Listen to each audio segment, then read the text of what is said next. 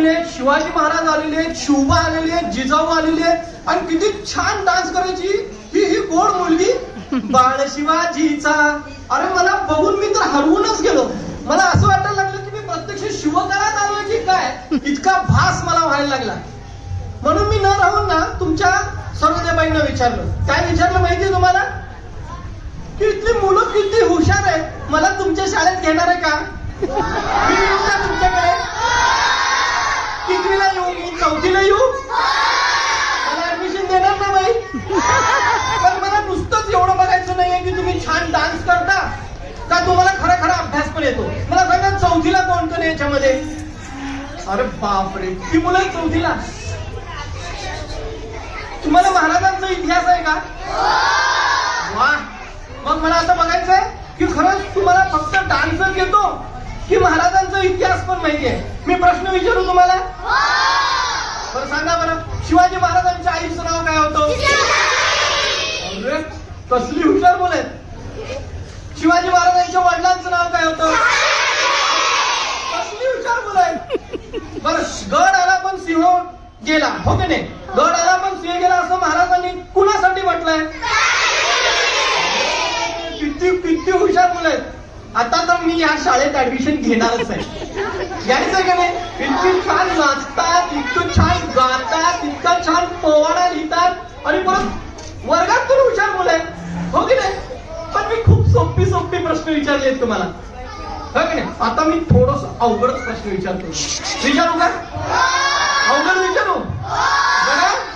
आता मगाशी त्या मुलांनी छान स्वतः पोवाडा लिहिला की नाही, आग्र्याहून सुटका महाराजांची. महाराजांच्या आयुष्यामध्ये इतकी मोठी मोठी संकट आली की नाही, त्यातलं आणखीन एक मोठ्या संकटापैकी एक संकट म्हणजे काय? महाराज आग्र्याला आणि तिथून सुटका झाली, हो की नाही?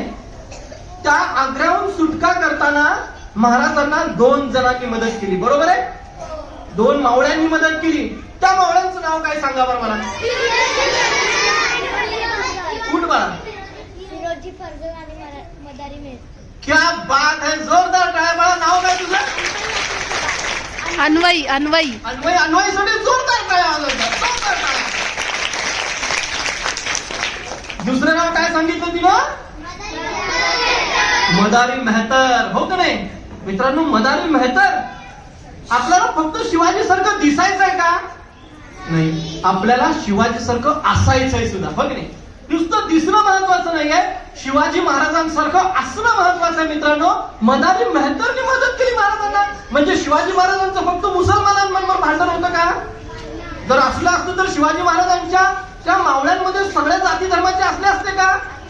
मग फक्त आपल्याला शिवाजी महाराजांसारखं दिसायचं नाहीये, शिवाजी महाराजांसारखं असायचंय. शिवाजी महाराजांसारखं दिसणं महत्वाचं नाही, शिवाजी महाराजांसारखं असणं महत्वाचं आहे. त्यामुळं आपण तसं ठरवायचं की महाराजांसारखं वागायचं.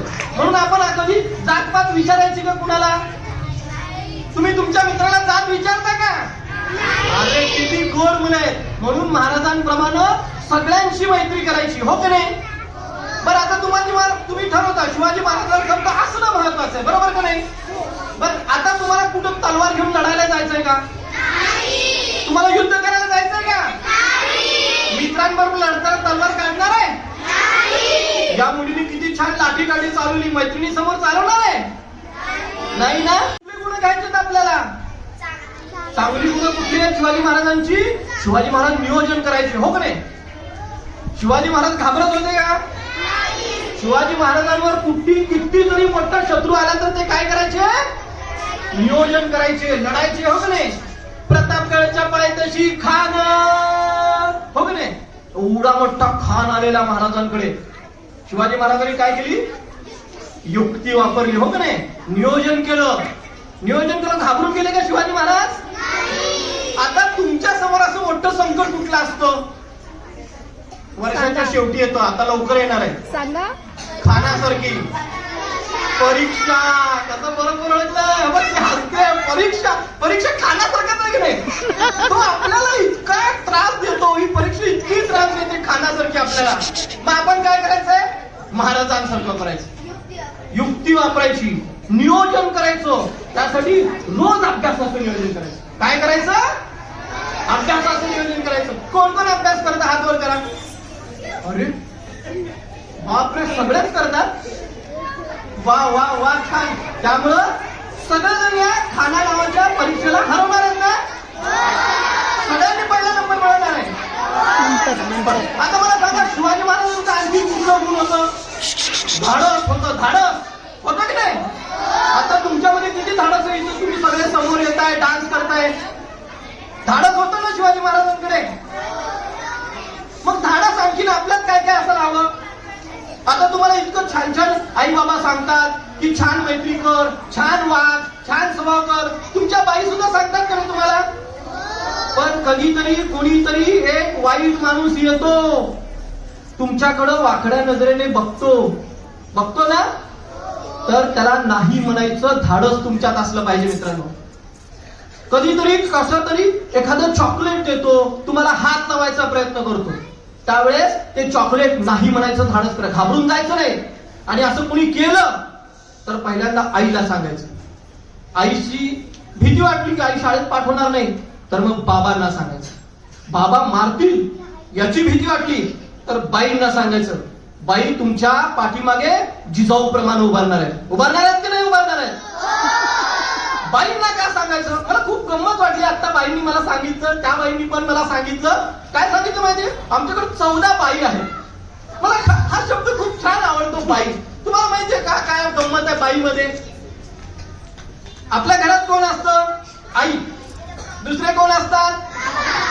ते आपल्याला खूप प्रेम करतात की नाही?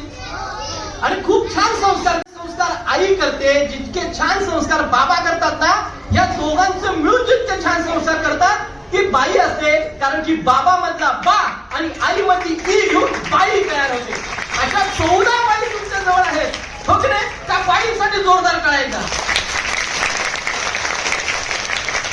तर मित्रांनो, आलं लक्षात? शिवाजी महाराजांचे सगळे गुण घ्यायचे.